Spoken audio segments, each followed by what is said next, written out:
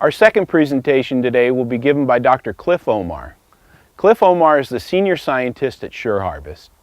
Today, Cliff will be talking about the online decision support tools for avocado management. Thank you very much. It's really great to be here. I'm going to do something that is always kind of dangerous when it comes to software. I'm actually going to go online and demonstrate a nitrogen management tool that we did for almond growers. The whole purpose, the take home that I hope to get across to you is taking all this great work that Dr. Crowley's team did, putting it behind the scenes in a user-friendly model that will be very easy for you to use to make nutrient management decisions. So that's really what I'm going to try to do, and I'm going to do it. The only way to really get the feel of it is actually show you how it's done. If I showed you a bunch of screenshots of the website, it really wouldn't help you, because I'm sure that you probably don't spend a lot of time saying, gee, I wish I could do more computer work.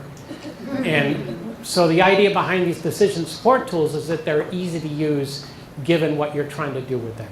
But before that, I'm going to just give a few slides to introduce you to Sure Harvest, because from Sure Harvest perspective, we're excited about this partnership. We hope to be doing this for at least 3 years, but hopefully longer. So you will hopefully get more used to Sure Harvest. It would be good for you to know who we are. Where did this company come from? So, and the other thing is, so we have just got an agreement. Right now, we're going to be signing an agreement with the Avocado Commission and David Crowley. We've already worked with him around his intellectual property. So we don't have anything about avocados to show you. So what I have to do is show you what we've done with almonds. But I think you'll be able to make that leap because it's very similar. So very quickly, Sure Harvest was formed in 1999. We've actually worked with the Avocado Commission about 10 years ago. It was before I was with the company around sustainable farming issues. We did some strategic planning with you, but that was quite a while ago now. But basically what we provide as a company is practical strategies, particularly for growers and trade associations, but now we're starting to work with more of the agri-food supply chain. I know that the package shippers are aware of this. I don't know if you are as growers, but more and more buyers, and when I'm talking about buyers, I'm talking about Walmart, Whole Foods, all of those companies want to know what you're doing on the farm. And I'm sure you're not necessarily excited about sharing that information, but the challenge as growers is how do we get that information out? How do we tell our good story? That's one of the things that Sure Harvest does for what we provide to agriculture. So we try to use technology when we can. These user models, as you can see, it's very complicated, but it needs to be simple to use. And also, we pride ourselves in providing really good services to people. And it's really about the pillar of the 3 E's of sustainability. We like to work around profitability for the grower, environmental stewardship, what everybody's interested in, and also social progress. You may not be as aware of this, but a lot of bigger buyers like Costco are very concerned about labor, how people are treating their employees, how you're interacting with your community. We've done a lot of work with the wine industry. The wine industry can always sort of have some conflicts with the local public.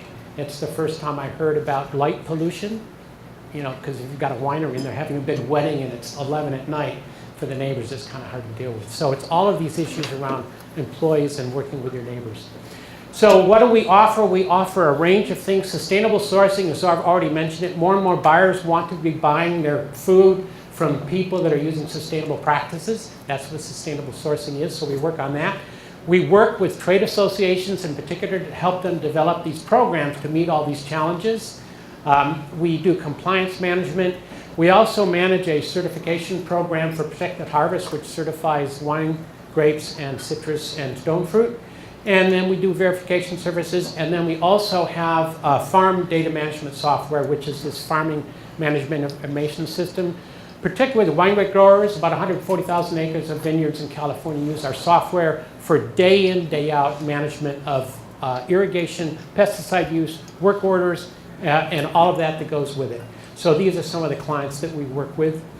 Now, more along what we're doing here with the Avocado Commission, we also have another software platform we call the Sustainable Management Information System. And what that's being used by about 2,200 farming groups. So For those of you that don't know who we are, this software platform is time tested. There are probably about 3,000 growers using the software system all the time, so it works. So that's important to know. And primarily, we work with specialty crops, wine grapes, hazelnuts, cut flower. I've actually been to Palo Mesa a couple times working with cut flower growers, because I think a lot of you realize there's a big cut flower industry around here. Stone fruit and citrus. We also have a professional services arm. That's really my part of the company, where we work with clients doing various things like, as I talked about, designing sustainability programs, strategic consulting. So I'll come and facilitate if a group is trying to figure out how do we get our arms around the sustainability issues. I will help them do that, and then we will evaluate sustainability programs for people.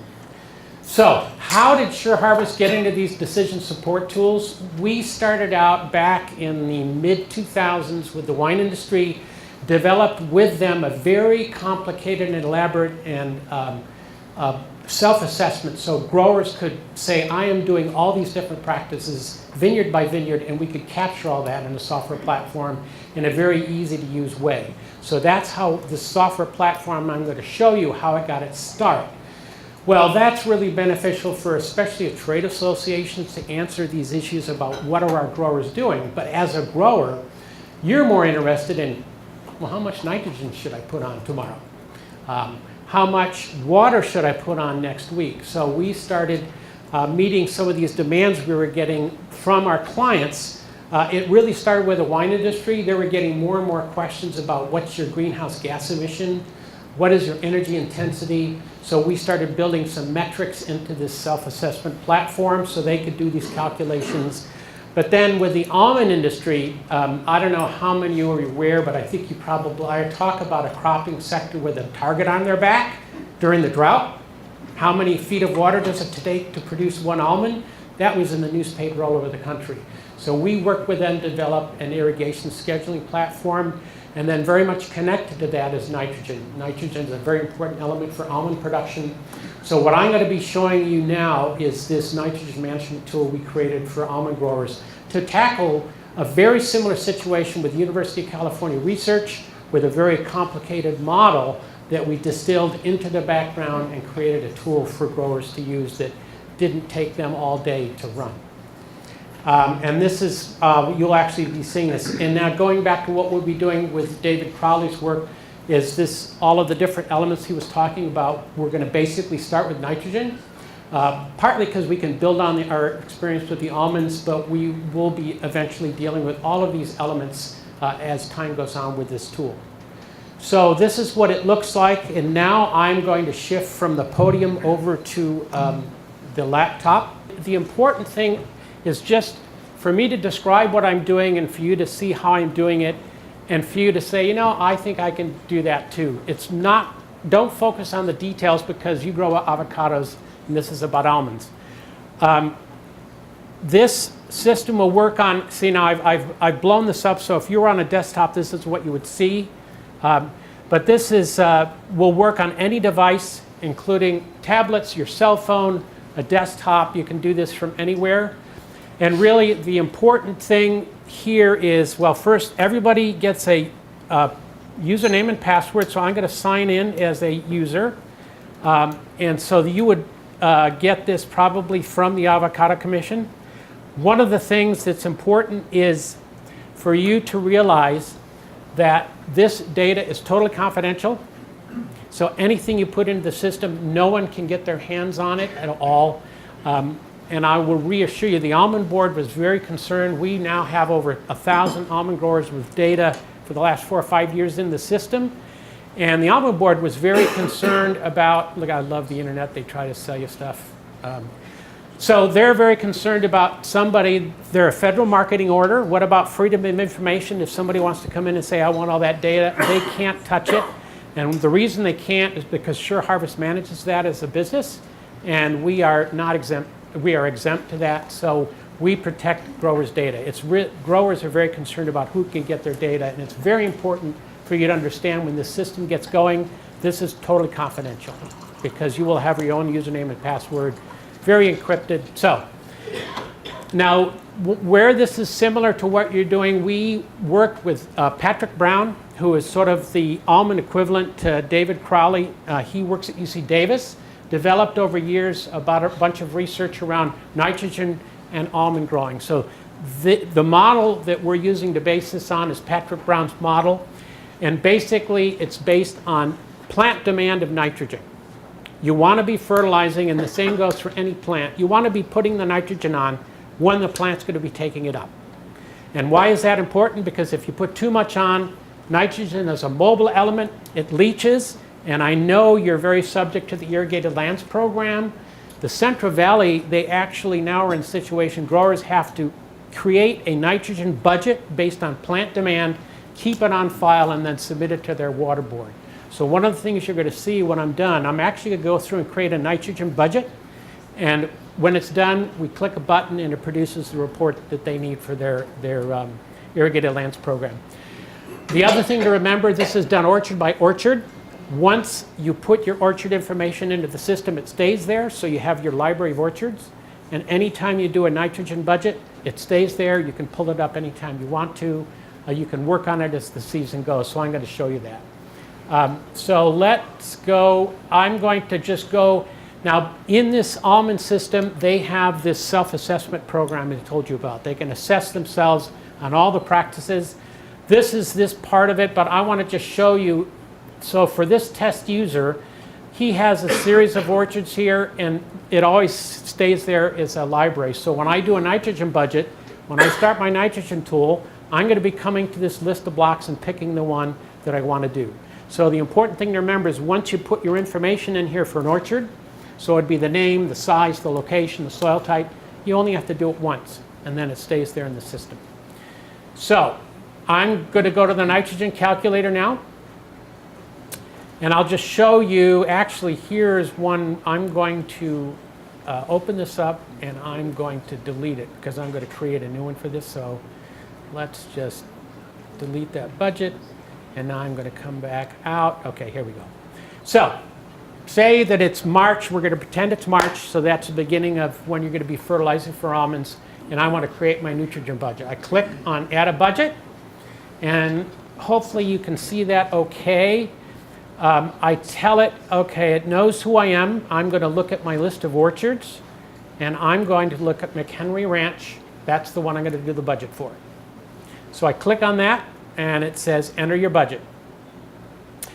So what you see here is the basics of Patrick Brown's model. He discovered through research that there are 4 critical times for fertilizing almonds, and they're called preseason, fruit growth, kernel fill, fruit maturity. So what you do is when you put in what you think you're going to get for almonds, this model is based on yield estimation, so it can tell you what your nitrogen target fertilizations are, and it breaks it up into these 4 periods. I'll be showing you that. But one of the nice things about something online is you'll notice there's some information here you can look at that sort of helps you get, so what is this model doing? You don't have to know it. The other thing you can do is see these question marks. You can put your mouse over it and things show up that gives you some information if you have questions. We don't have time to look at all this, but it's pretty easy to use. Now your nitrogen budget is based on where is your nitrogen coming from. 20 years ago, we only had to worry about fertilizer. But now you have to worry about every place nitrogen is coming from. As I said, the Central Valley actually now has to have a budget that they have to show how much they're getting from their water, how much they're getting from their cover crop, how much they're getting from compost if they use it, and how much the crop is demanding. This model calculates that for you, and I will show you, and it's done by tab. So when I'm going to scroll down here, and I've blown this up. If you were using this on the desktop, you could have this shrunk down. You'd see more of it, but I've got this blown up so you can see it. On this side, there's some very important things that will show. This will be when I enter my yield, it will show up here. This will then be calculating what the demand of nitrogen is based on the model. And here is where when I start using these tabs, it's going to be calculating for me how much nitrogen is coming from each of these elements, and it'll display that here. Here's where my fertilizer information will come out. And then down here is the recommended applications. Now, we'll actually look at this, but I wanted to show you this over here. So we start by saying, so what was my yield either the last year, the year before, and 3 years ago? The more information you can put in here, the better the model will do. So we'll actually say we know the last 3 years. I'm going to say I got 2,500 pounds last year per acre, and 2 years ago I had 2,800 pounds, and then 3 years ago was even better, I got 3,000 pounds. So I hit this calculation button here, and what you're going to see is, did we do anything? Yep. Here is how much, these are my nitrogen fertilization targets for those 4 periods. Patrick Brown found out that if you do 20% of your nitrogen in the first period, 30% second, 30% third, 20% fourth, that's the ideal time. And of course, there's dates around those quarters. But notice it's already said, based on what I put in, I need to be adding 270 pounds of nitrogen per acre. So the next thing we do is, in the Central Valley, especially around places like Tulare, there's more and more nitrates in the groundwater. You need to calculate that in your nitrogen budget, because if you're getting nitrogen from your groundwater, you don't need to be putting as much on, and that's what this part of the model does. So it first says, how much do you think you're going to put on? I'm going to estimate about 30 inches this coming year. Now this is an estimate. When the year's over, I come back and lower down here, I put in what I actually put on. But right now it's an estimate. And I'm going to say it's all in groundwater because I have a pump. Now, if you have surface water, you don't even deal with this tab. You just move on. My lab gives me my figures in nitrate nitrogen, so I click that. And last year, I had 10 parts per million, and you're going to be surprised how much nitrogen that gives you. So I've got that here, and I hit refresh calculations over here. And it's telling me now 16 pounds per acre I'm going to get from my irrigation water. So if I go down here, all of a sudden these figures have started to drop because I don't need to put on more nitrogen, I need to put on less. That's basically how this works. I go to my next tab. Now the almond board does not recommend manure in almonds for food safety reasons, so just to save time I'm going to skip this one. I'm going to say I use compost. So this is a tab that calculates how much nitrogen I get from my compost. And you have a simple menu here of 4 different types. I'm going to say I use well composted, and I'm going to say I put on 2 tons to the acre during the winter. And now you need to know what the level of nitrogen is in your compost.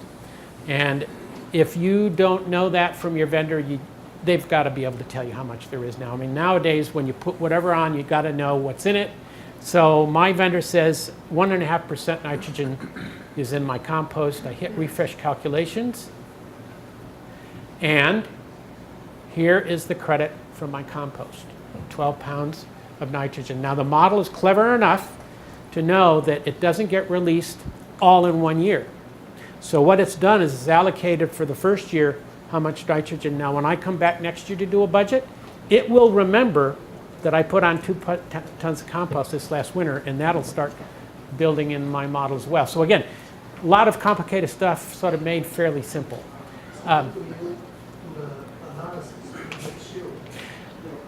The amount in the compost? No, after you put all the... Yeah. Then do you do the date analysis? Yeah, we're getting to that. We're getting to that. The answer is yes. So this is still early March, so I'm sort of trying to predict what's going to happen. The next tab is cover crop. Now, some almond growers use cover crops, but just to show you how the model works, I'm going to say it's only if I use a legume cover crop because that puts out nitrogen. What's interesting is if you do use a legume cover crop, how much nitrogen comes from it.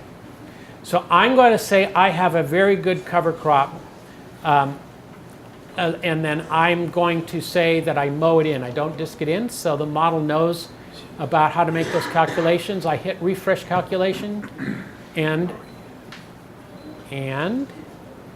60 pounds of nitrogen from my cover crop. So you look down here, and all of a sudden, I'm down to only needing to put on 150 pounds. I think I remember, wasn't it 250 or something? Yeah, so you can sort of get the sense of how this works. And it's all about figuring out, fine-tuning how much nitrogen to put on. There are a series of reports here that you can access at any time.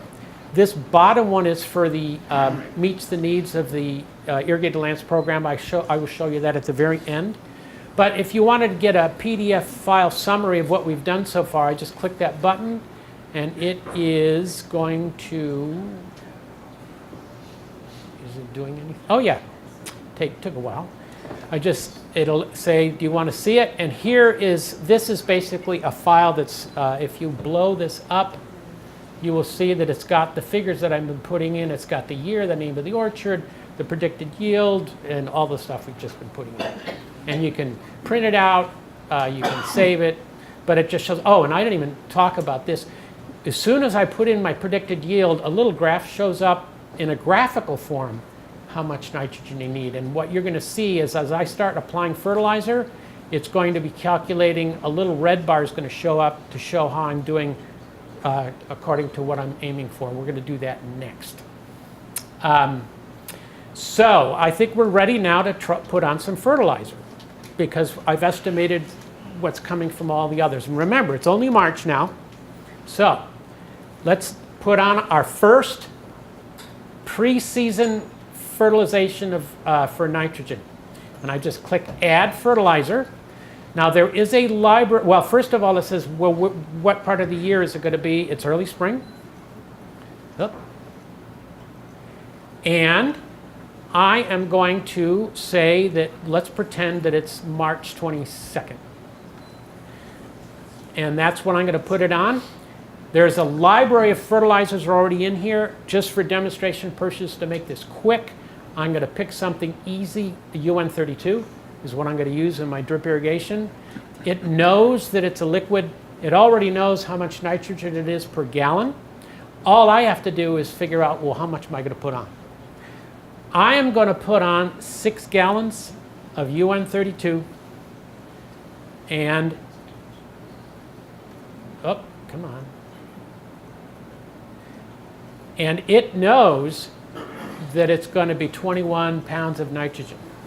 So all I have to do now is say, what is the application method? I do micro sprinkler, keep this fertilizer application, and there it is. And notice, there is my red bar. That's how much nitrogen I've put on. And the idea is I need to get as close to that other bar as possible. More and more growers are, spoon feeding their trees. So let's say a week later I want to do another application. Do I have to enter all that information again if I'm going to use UN32? And the answer is no, because it has a cloning function here. I click the application I want to clone. I click clone. And what it does is it duplicates what I just did. But then I'm actually going to only put on 2 more gallons. So I'm going to edit that by just clicking that little edit icon. I come down here and say it's 2 gallons this time. And I just say keep fertilizer application. So I've already done it. That was very quick. Look at, I'm getting closer and closer to my goal. So that's basically how this works. And you work your way through the season. Now, where does the leaf factor come in? So I go back here because now we'll pretend it's April after bloom, and what you do is you need to make an estimate of what you think you're going to get based on bloom. So I'm going to say I want to use that in my calculations, and I'm going to say, this is looking really good this year. Bloom is making me think I'm going to get 3,100 pounds, and what this does is then it activates the leaf sample that I'm now going to enter. So if you look at now we go to enter our leaf analysis. So I click that tab, and again, just for the sake of time, I'm going to just throw in some amounts. So I'm going to say we had 3% nitrogen and 1.5% potassium, 90 parts per million boron, and 2.5% calcium and magnesium, 0.75, and refresh calculations. So now it's going to recalculate everything based on what my leaf sample says. And if you didn't memorize what these look like, you notice these bars are different heights now. So now I'm ready to just march my way through the season. I'm not going to go through the whole season. We don't have time. But let's pretend now that harvest is over. I come back and do one more thing. I put in how much water I actually, or how much yield I did get. And I'm going to say, well, I was pretty close. I actually got 3,150. And I'm going to click using calculations. And just to be safe, I'm going to say refresh calculations. One of the reasons I'm showing you this is now I'm ready to do my irrigated lands report. I just click this button. And here is the report that basically describes the entire year, actually what happened. It has what was recommended. See this column here? What was actual. Now, of course, we only put on fertilizer in the first period, but it just shows you how easy it was to generate that report that the grower then sends on to their water coalition, who manages all of this for growers in the Central Valley. So I think this is, I'm going to stop here. I had to go quickly, but again, taking something that involves a pretty sophisticated model, but putting in a few important data values that then allows you to make really good decisions as the year goes through. So the idea here is we will be taking David Crowley's work, and this tool will be very similar in use. You will be putting in nutrient values from leaf analysis, some basic orchard information, and it will be helping you with your nutrient management decisions.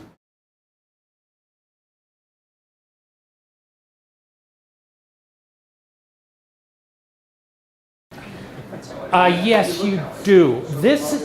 This is the kind of thing where you don't need to access it every day, so you would really need to be connected to Wi-Fi.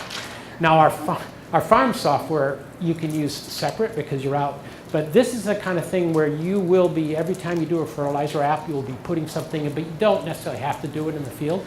But if you have a cell phone and there's cell coverage, you can do it right from the field.